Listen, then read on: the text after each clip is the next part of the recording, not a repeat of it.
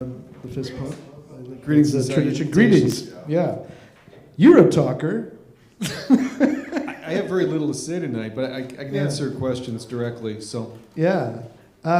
Where did you get this skill and urge or passion or whatever it is that you do for talking? Like you talk. You're a storyteller.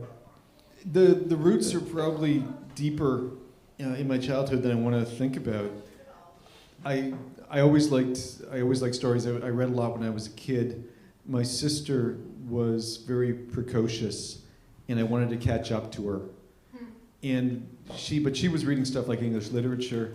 I got into things like Ray Bradbury's stories. So not exactly science fiction, but sort of this weird quasi. It's not quite real. It's not quite sci-fi. It's not quite fantasy. And then I was a theater kid, so I did a lot of plays. And I was also raised, my dad was a Baptist, so I went to Baptist Sunday school for years. And listening to the structure of sermons made more of an impact on me than I want to think. Yeah. Largely because it made me really aware of when someone has a conversation and when they suddenly decide this is going to become a sermon. I can hear the segue. And I always liked one-man shows. My mother liked theater, so she made me watch, I think it was Hal Holbrook doing Mark Twain. He did a one-man show. He would come out as himself in makeup, and then he would become an older Mark Twain than a younger one, and I always thought that was fascinating. And then I started watching Spalding Gray when I was a teen. So that type of structure interested me, and I have a theater background and a film background, and I write short stories, and it just kind of segued into performing like this occasionally. So where does the theater begin? You say a theater background, because I remember in high school there was a class for theater arts, and what we noticed was the kids that took that class were transformed. It's like they all of a sudden became like extroverted and friendly and more like socially successful. It's like, what happened to these kids? I don't know if that happened to me, but I went to a performing arts high school, which was the kind of place where they give you Stanislavskis to become an actor when you're 14. Wow. So you get all these 14-year-olds walking around saying, I'm trying to have an emotional memory right now.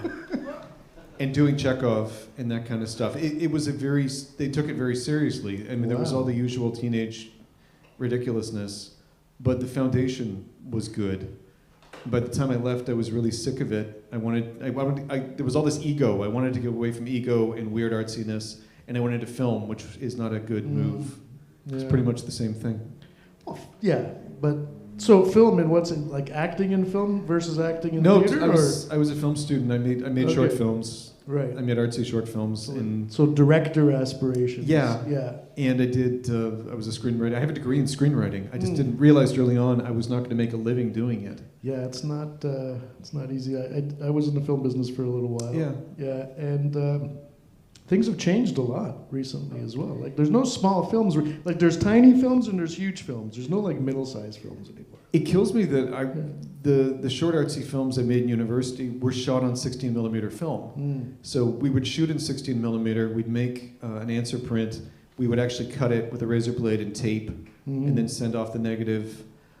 Everything I ever did was that type of old school. And 5 years after I left university, they'd already gone digital. Yeah. The artsy short films I've made in my 40s and 50s have been from a phone, right, cutting it on freeware. Right. And if I could have done that when I was 19, I would have probably made the same short artsy films. Yeah, I don't know. Like I wondered if we had that technology, would we just take it for granted like a lot of kids do, or probably did. Yeah. Dexter told me about CapCut. Oh yeah. But my son, who was 9, is already using it to make Roblox videos. Yeah. Wow. Thinking I didn't have digital editing until I was like 21, and you're 9. Well, now you have basically AI editing. Is that 4 or 5? I'm not paying much close to. Okay. 1 minute left. Yeah. Well, there's AI editing tools now that I mean, they're not going to completely replace everything, but that's going to give you a good first draft, and then you can fuck with it a little bit. And that messes with my head because I wouldn't want. AI is just going to give you a blunt force. It's like using a chisel. If you make your own stuff, it's got to be a scalpel.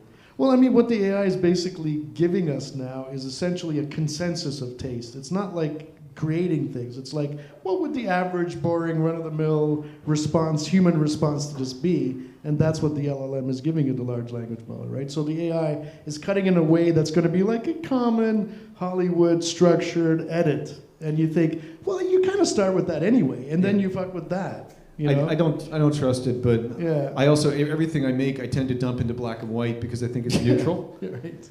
It's less distracting. You'll never look at black and white and think, oh, you know, the light wasn't great or the shirt looks weird or what have you. Black and white, you're focused on whatever's being said or whatever you're trying to project, and I think that's our time. Yeah.